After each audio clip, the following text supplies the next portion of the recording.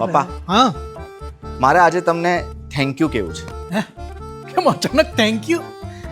તમે વર્ષો પહેલા બાંસમાં ઓરમા રોડ પર જે પ્લોટ લઈ લીધો હતો ને એના માટે. એનું અત્યારે શું?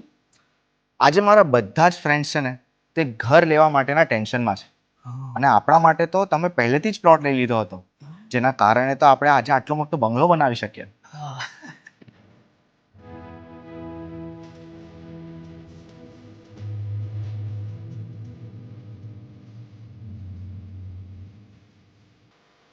ચાલ ભાઈ ચાલ.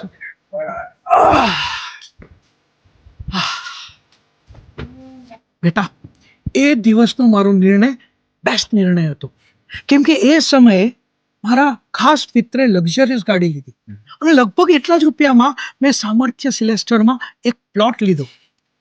જમીનના ભાવ વધી ગયા અને એ દિવસે લીધેલો મારો નિર્ણય મારી આવતી પેઢી માટે લાભ બનીને રહ્યો. બસ પપ્પા, તમારા એ જ ડિસિઝન માટે દિલથી થેન્ક યુ. હવે ચાલ ચાલ બેટા ચાલ. પપ્પા પપ્પા ક્યાં ખોવાઈ ગયા? કાંઈ નહીં, તારું અને તારી આવનારી પેઢીનું ભવિષ્ય જોતો હતો. એટલે જ તો હંમેશા કહું છું, રોકાણ તો જમીનમાં જ કરવાનું.